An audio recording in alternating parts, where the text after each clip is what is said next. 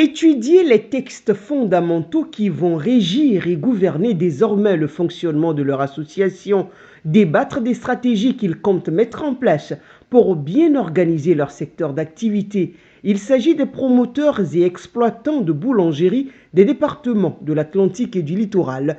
Ils se sont mis ensemble pour être plus forts, plus dynamiques à travers cette nouvelle association mise sur les fonds baptismaux ce samedi 12 février 2022.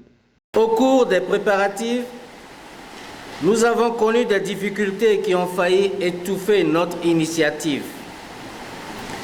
Mais la conviction est une grande arme pour faire les grands combats. C'est cette conviction ajoutée à l'engouement des promoteurs qui ont favorisé avec succès la tenue de cette Assemblée générale. À ce micro, il me sied de reconnaître l'engagement et la détermination des membres du comité d'organisation. Et en leur nom, je vous dis merci. Merci d'être venus à ce rendez-vous inaugurable de l'Association des promoteurs et exploitants de boulangerie. Ces professionnels du secteur de la boulangerie font face à de nombreux défis au quotidien, comme les fluctuations des prix des intrants, le respect de l'hygiène. Des difficultés que n'ignorent d'ailleurs pas les autorités à divers niveaux, même celles au sommet de l'État. Ma présence à vos côtés est la preuve tangible que le conseil communal d'Abomey-Calavi, avec à sa tête le maire Abouandjinou Angelo, reconnaît ce que vous faites au quotidien pour contribuer au repas journalier dans les ménages. Au moins 6 sur 10 ménages consomment chaque jour un repas constitué des mets qui sortent de vos usines. Vous êtes donc à remercier et à féliciter pour la poursuite de cette noble mission et responsabilité. L'assainissement et la modernisation du secteur de la boulangerie constituent une priorité pour le ministère de l'Industrie et du Commerce. Je voudrais en cette occasion vous réitérer l'engagement et la disponibilité de l'État à vous accompagner. Le gouvernement du président Patrice Talon attache du prix à ce secteur. C'est pourquoi il a inscrit dans son programme d'action gouvernementale 2021-2026, pilier 2A stratégique 4, un projet intitulé « Assainissement du sous-secteur de la petite industrie alimentaire », en parenthèse, boulangerie et autres. À l'occasion de cette assemblée générale constitutive de la PEB Atlantique Littoral, plusieurs associations sœurs et autres personnes ressources sont venues en renfort pour soutenir l'initiative. Moi, je suis vraiment content, je suis particulièrement ravi de ce que je vois. Ça a été toujours mon souhait depuis un moment que je discute avec les boulangeries.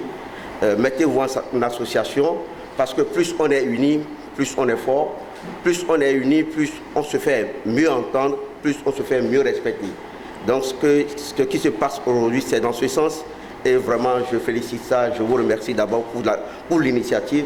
Et je crois que c'est dans ce sens que nous pouvons bâtir un secteur vraiment organisé, un secteur vraiment prospère.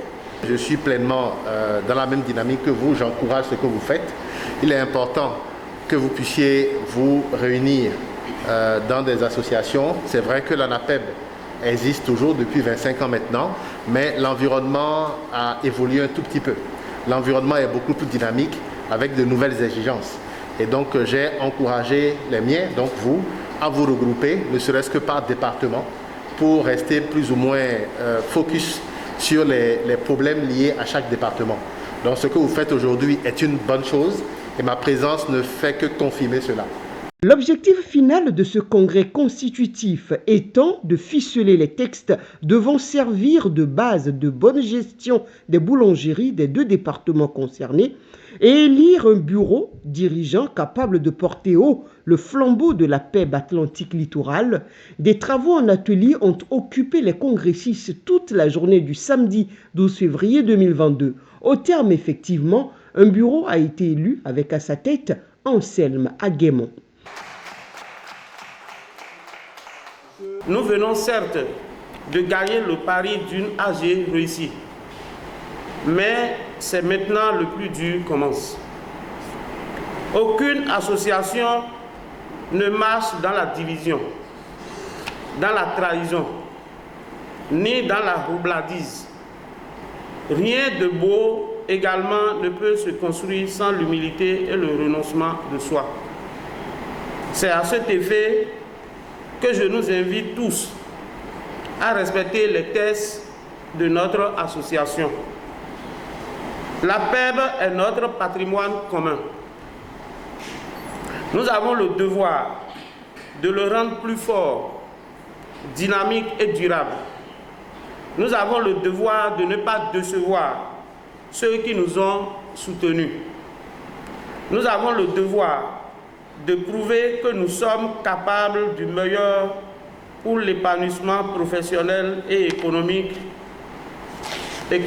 et social de tous les acteurs de notre secteur d'activité. Ce premier bureau de la PEB Atlantique Littoral se veut un bureau de gens dynamiques, de personnes de vision et d'action pour accomplir des merveilles. Il faut ajouter que cette équipe de Anselme Guémon, constituée de 25 membres, est élue pour un mandat de 3 ans renouvelable une seule fois.